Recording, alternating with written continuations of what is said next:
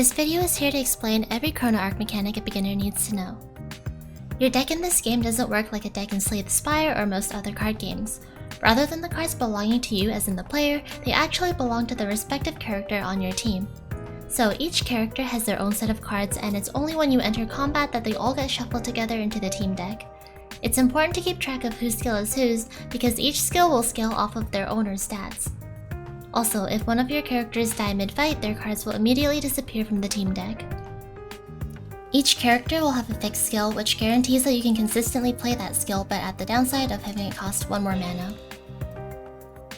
Generally, you should just pick whichever skill that you think you're going to use the most as your fixed skill. Skills can be upgraded or downgraded by events or campfires, but keep in mind that upgraded or downgraded skills can no longer be fixed or removed using the forget button here. One nice thing about Chrono Ark is that card removal is fairly available, so you won't have to worry about your deck getting clogged up by bad skills. Now let's talk about turns in action order. In Chrono Ark, turns are taken simultaneously by both your team and the enemies. The action count system decides what happens next. When an enemy has a diamond in the left side of their HP bar as seen here, that's how many action counts you have before they act. Skills with a purple mana cost, like this, are slow and it takes 1 action to play them. Skills with a blue mana cost have swiftness and are fast, so playing them will not count as taking an action.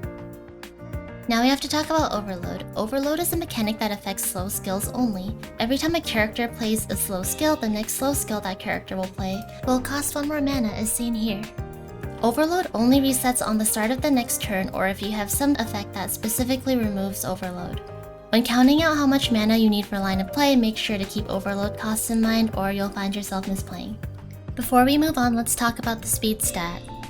Speed affects how many action counts you'll have before the enemy gets to act. Having higher speed means that you can play more slow skills before the enemy gets to act. Having lower speed means that you'll generally not get that many skills in before they act. It's also possible for the enemy to act before you even get to do anything if your speed is too low or their speed is high, notably in the tank fight. Kaboom! I don't know, I didn't have sound on for this recording, so there you go. Now let's go over a few things in the party menu which you can access at any time by pressing tab or clicking on a character portrait.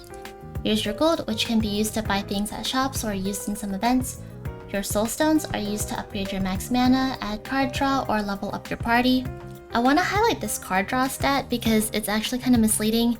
It doesn't actually give you more draws per turn like upgrading your mana would give you more mana per turn. Every time you upgrade card draw, it actually just lets you put a card draw spell in your deck, which effectively lets you cycle through your deck faster. Also, all of these card draw spells belong to Lucy, who you can think of as a non-combat navigator.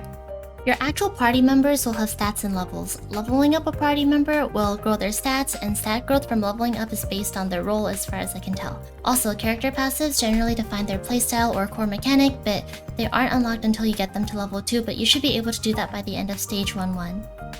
If you're curious, the max level for characters is level 6, but I rarely get anybody to that level in a regular playthrough. Before we move on, I want to talk about targeting real quick because it definitely confused me when I first started. So over here, you'll always see the targeting scope of the skill, and most of them are pretty self-explanatory except for single target, which just means that it can be cast on any unit, whether they're an enemy or a party member. But what gets confusing is when skills have buffs or debuffs. Generally, if there's a buff or debuff attached to a skill, it means that it'll be applied onto whoever the skill targeted. But some buffs will say self, which means that the buff gets applied onto the caster of the skill and not the target. The main things that make your run stronger besides skills are items and relics. Items can be equipped onto party members and can boost stats or give unique abilities. Items of a higher rarity, like unique or legendary, are more likely to give unique abilities, but that isn't to say that higher rarity automatically means better. In my experience, there are a few white items that are like just better than the majority of green or blue items. Relics are kinda similar to the ones in Slay the Spire, except you have limited relic slots and they don't automatically activate upon receiving them. You have to insert the relic into the relic case to activate it, and then you can freely swap between relics as long as they don't specifically say that they're unrecoverable. Unrecoverable relics generally give you some resources up front at the cost of taking up a relic slot. Also, there are active items which just sit in your active slot and can be used in battle as long as they're charged. Be careful though, because you can't unequip an active item once it's equipped. You'll also get consumable items like potions and scrolls along your run. By default, you can only use 3 potions per fight, but they can be pretty clutch. Scrolls are used in the overworld and can be super helpful. Lifting scrolls, for example, can turn an elite enemy into a regular one or uncover secret chests in the overworld, which I'll explain in more detail later.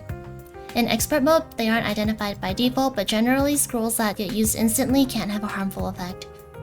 If you try to use an unidentified scroll and a window of your inventory pops up like this, I would generally not use it unless you're prepared to salvage an item into gold. Alright, back to the secret chest. Each stage besides 1-1 will have one hex somewhere that contains a secret chest. Generally, the hex that contains the secret chest will spawn where it would be surrounded by or touching the most other hexes. So if the map looks like this, it's likely that the hidden chest is here or here or here, here, could be here as well. I think that might be it, but since those are all the hexes that would be surrounded by 5 other hexes, that's where it's likely to be.